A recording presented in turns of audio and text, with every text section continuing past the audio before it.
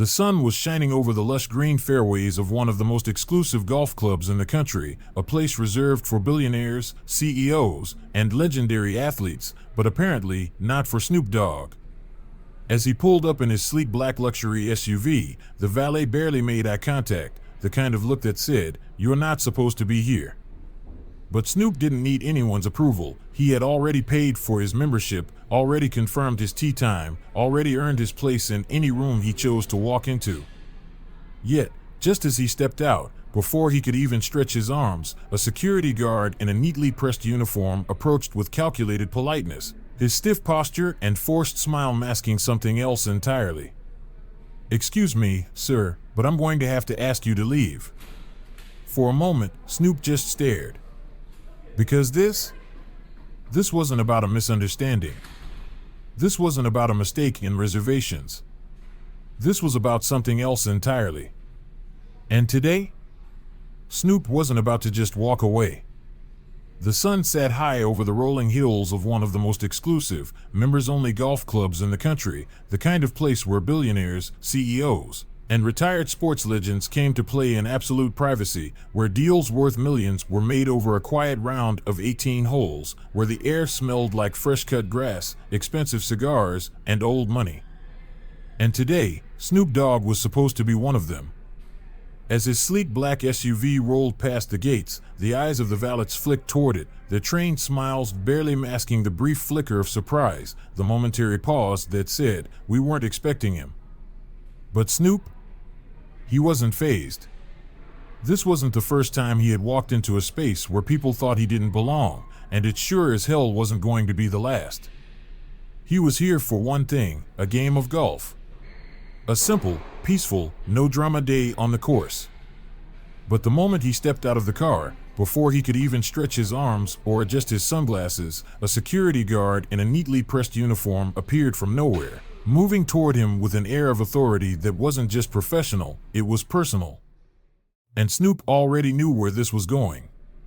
Snoop Dogg had been in 1,000 different places, faced 1,000 different forms of disguised disrespect, but there was something about the way the security guard spoke, that stiff, overly formal tone, that forced, polite smile, that rehearsed air of professionalism masking something much uglier underneath, that made it clear this wasn't just about policy, rules, or procedures.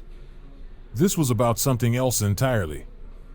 The security guard stood tall, shoulders squared, voice steady, delivering his words with an air of manufactured authority, but Snoop, even without looking at the man too hard, could see right through it.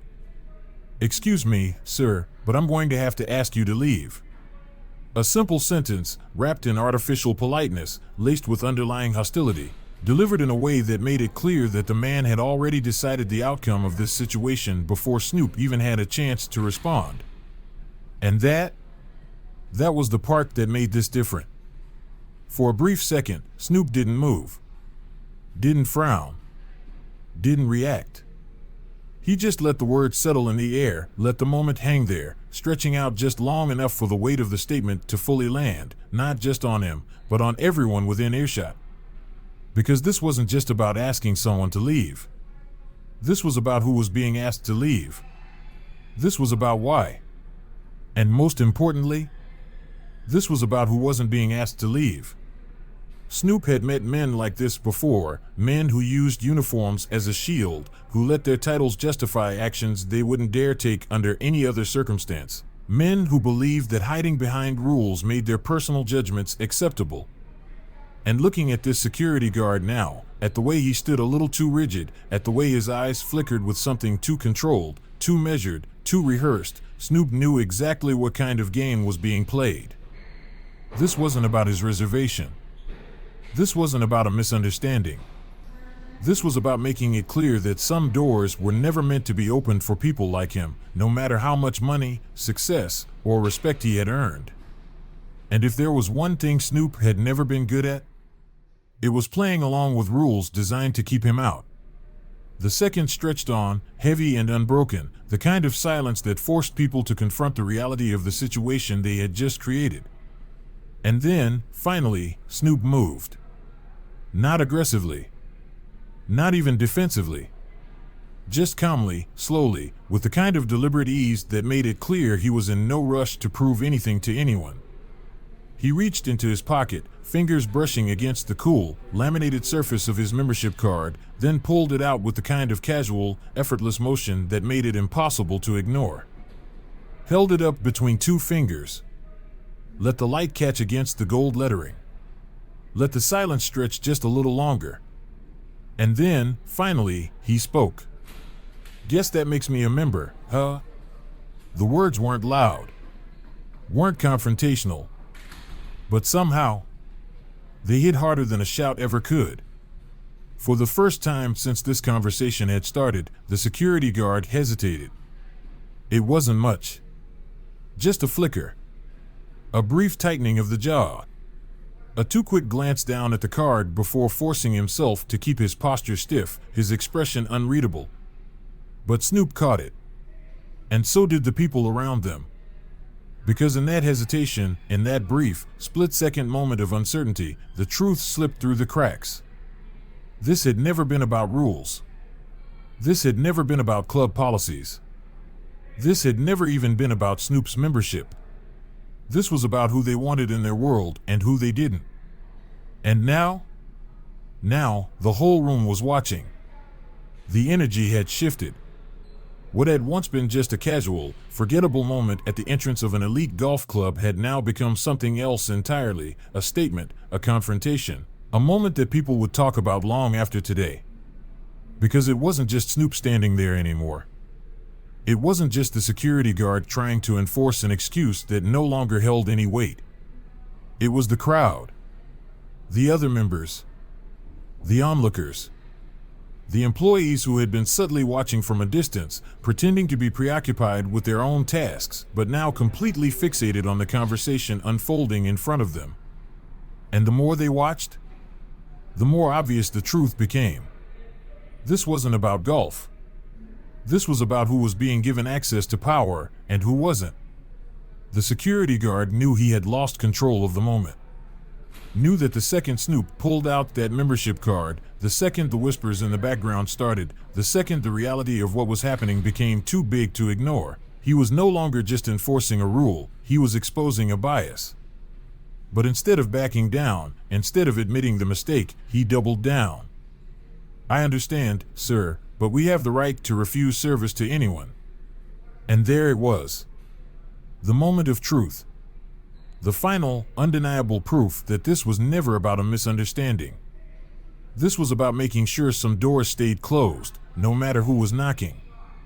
Snoop didn't react immediately. Didn't raise his voice. Didn't let his posture change. He just stood there, letting the security guard's words hang in the air, letting the weight of them sink into every person watching. And then, he smiled. Not a wide, amused smile. Not a smug, victorious grin. Just a slow, knowing expression, the kind of smile that told everyone in the room that he had been here before, that this wasn't new, that this wasn't even surprising. And that was more powerful than any argument could ever be. From somewhere behind him, a voice spoke. "Wait, but he's a member, right?" A simple question. A quiet question. But one that sent ripples through the crowd, because it forced people to stop ignoring what was happening and actually acknowledge it. And once people start asking questions, the game changes. Snoop didn't need to argue. Didn't need to plead his case. Didn't need to justify why he was there. Because he had already done enough. Because sometimes, the most powerful thing you can do is simply refuse to leave.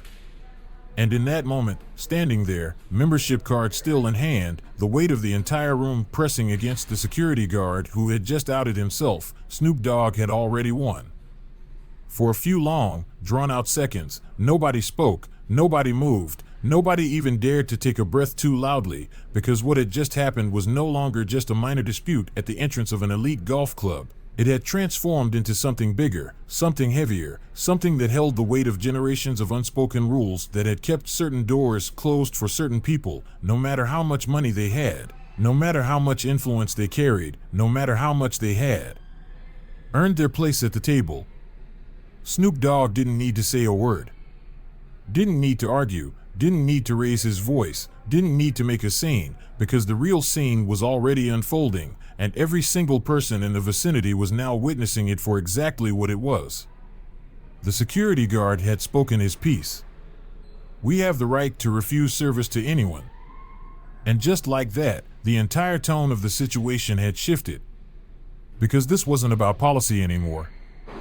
This wasn't about rules. This was about exclusion, and now everybody in the room could see it.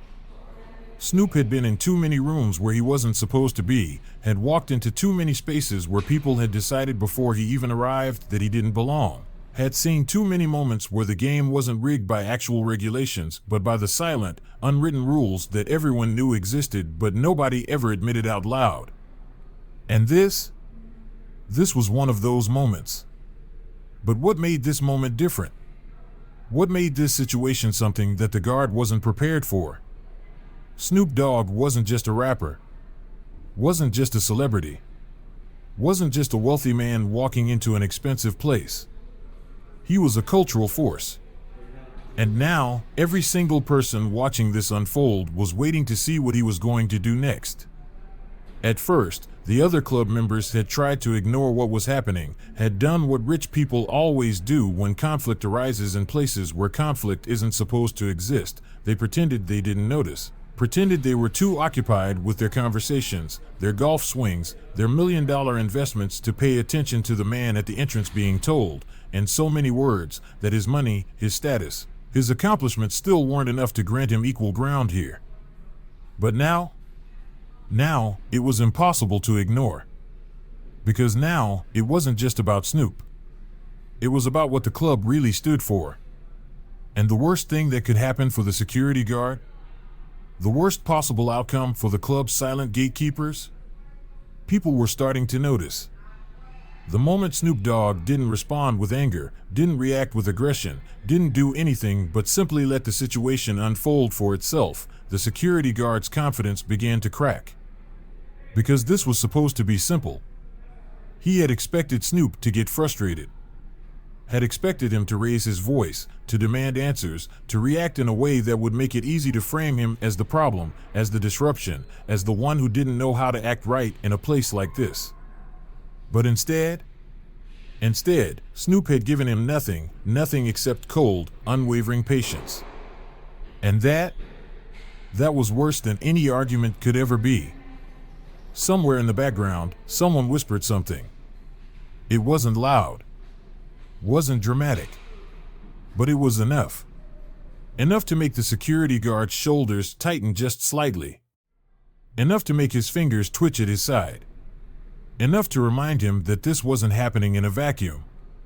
Because people were watching. People were listening. And most importantly, people were forming their own opinions.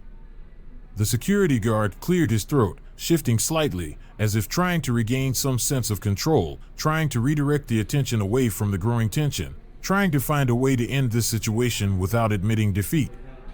Sir, if you'd like, I can check with management to see if there was a misunderstanding.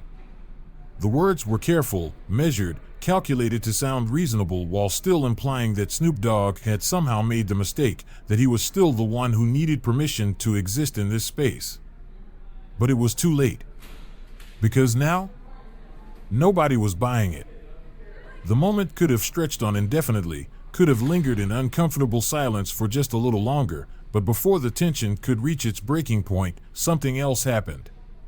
A familiar face walked through the entrance. Not just any face. Not just any member.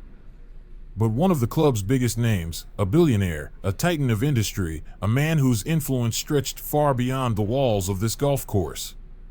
And the moment he saw Snoop, his entire expression lit up.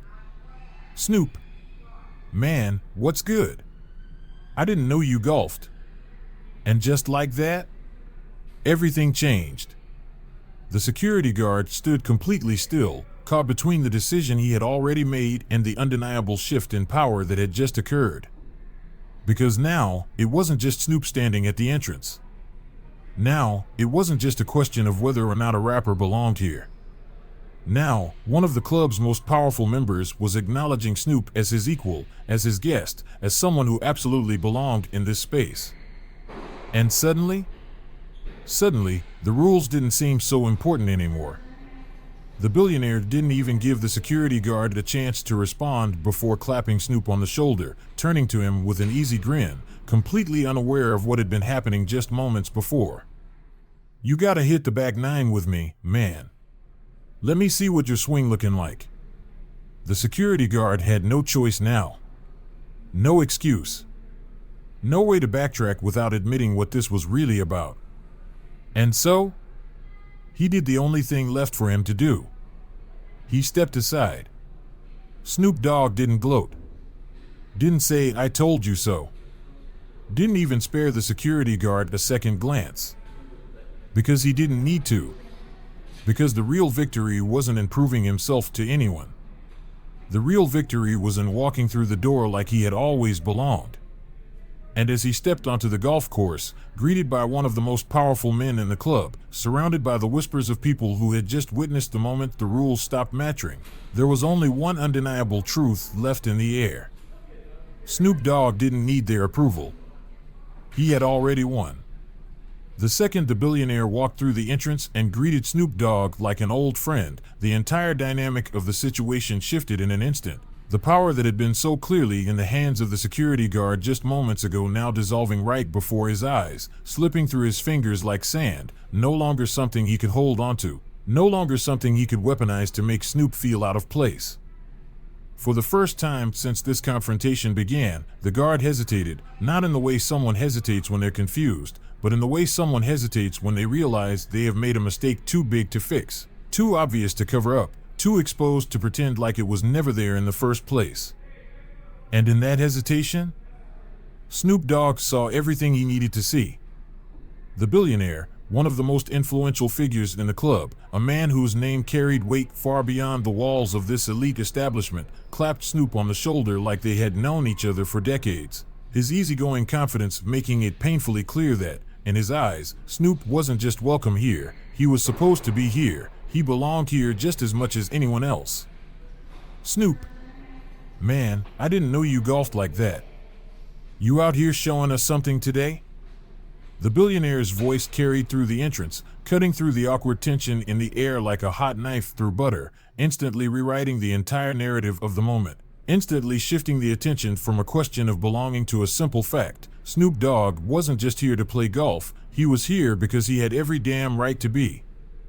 And now, with one of the club's most respected members standing beside him, treating him as an equal, as a friend, there was no longer any way for the guard to pretend otherwise. The security guard, now standing in the center of a situation he no longer controlled, did the only thing he could do. He tried to backpedal, tried to smooth over his mistake, tried to pretend like this had all just been one big misunderstanding, even though everyone in the room knew that wasn't the case. Of course, Mr. Dogg. I apologize if there was any confusion. We just had some, issues with registration today, that's all." The words sounded forced, strained, each syllable dripping with the uncomfortable weight of someone trying to dig themselves out of a hole that only kept getting deeper. Snoop didn't say anything. Didn't even change his expression. He just let the guard sit in his own discomfort, let the man struggle with his words, let the silence drag on just long enough to make it clear that no one in this room was buying his excuse. Because this wasn't about registration. This wasn't about an administrative error. This was about control that the security guard had just lost forever. The billionaire, still smiling, still playing it cool, gave the security guard a look that was both amused and slightly unimpressed, the kind of look that said, "Really? This is what we're doing today," without ever needing to actually say the words out loud. "Registration issues? Man, that's funny, 'cause I just booked a guest 10 minutes ago, no problem. Ain't that weird?"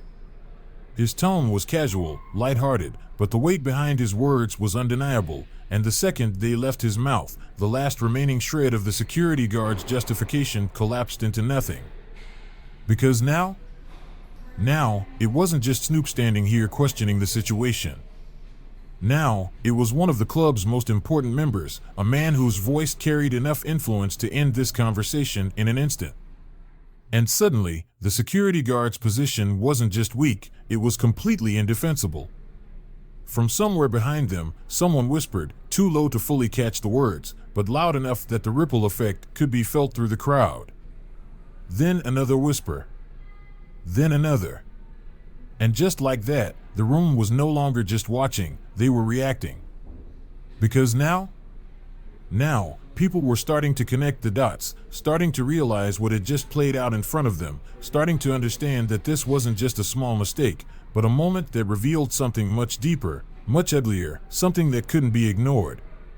And as those whispers grew, as the tension in the air shifted from discomfort to something much closer to judgment, the security guard finally understood he had lost. Desperation creeping into his voice, the security guard tried one last time to take back control, to reframe the situation in a way that didn't leave him completely exposed.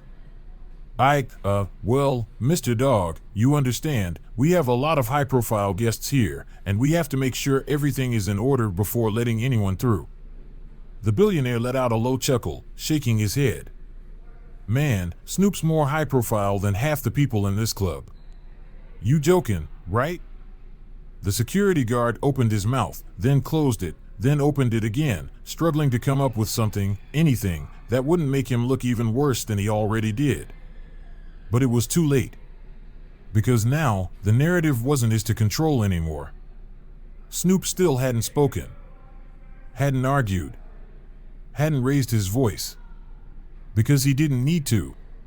Because the moment was speaking for itself.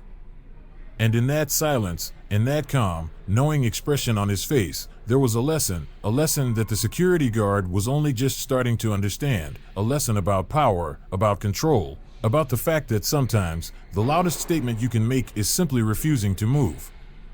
And Snoop? He wasn't moving. The security guard knew he had one option left. He had to let Snoop through. Had to step aside. Had to pretend like this was all just a formality. Had to pretend like he hadn't just embarrassed himself in front of half the club. And so, with a slow, reluctant movement, he finally did what he should have done from the beginning. He nodded and stepped back. And just like that, it was over. Snoop didn't react. Didn't smirk. Didn't acknowledge the security guard's defeat. He just did the only thing that mattered. He walked through the entrance, past the man who had tried to keep him out, past the members who had been watching, past the whispers that were only growing louder now. Because the real victory wasn't in arguing.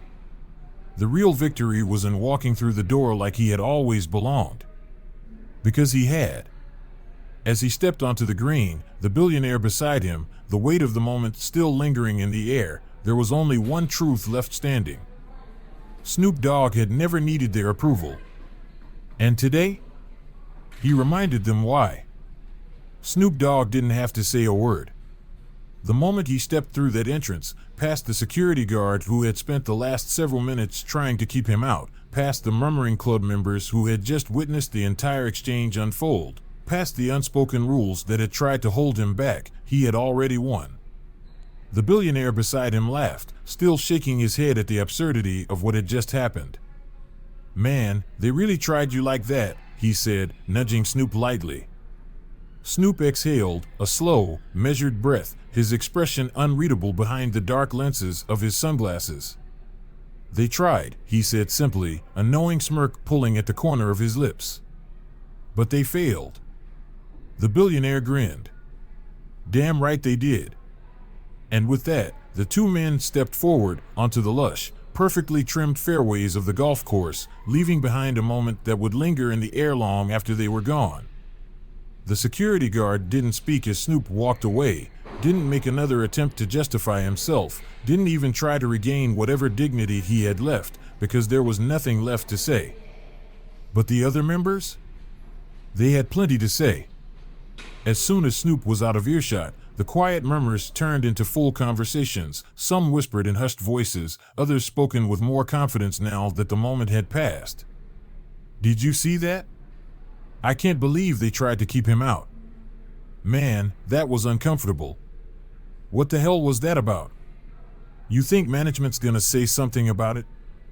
Some of them were embarrassed that it had happened, embarrassed that they had just stood there watching, embarrassed that they had been complicit in a situation that never should have happened in the first place. And then, there were the ones who weren't embarrassed at all. The ones who had sat back, arms crossed, eyes narrowed, whispering things like, "This club ain't what it used to be." The ones who still believed that their world shouldn't be open to people like Snoop, no matter how much money, status, or influence he had. And that was exactly why this moment mattered. Because some people would never change. But some would never see the club the same way again. The security guard stood frozen in place, his posture stiff, his jaw clenched tight, the weight of what had just happened finally settling in. This wasn't just an uncomfortable situation. This wasn't just a small mistake. This was something that would follow him. Something that people would remember. Because it wasn't just Snoop Dogg who had walked through that entrance. It was a cultural shift, a moment in time that exposed something far bigger than one man's membership status. And now, the guard had to live with the fact that he had been on the wrong side of it. Would he ever admit it? Probably not. Would he pretend it never happened? Absolutely. But would he ever forget the feeling of being completely stripped of his authority in front of an entire crowd, of being reminded that his position didn't give him the right to decide who belonged and who didn't? Not a chance. Snoop Dogg didn't need their approval. Didn't need their validation. Didn't need to argue, fight, or demand anything. Because real power is when you don't need permission to exist in a space. Real power is when you walk through the door like you were always supposed to be there. And that day, Snoop didn't just walk through that door. He walked through it in a way that made sure they'd never forget it.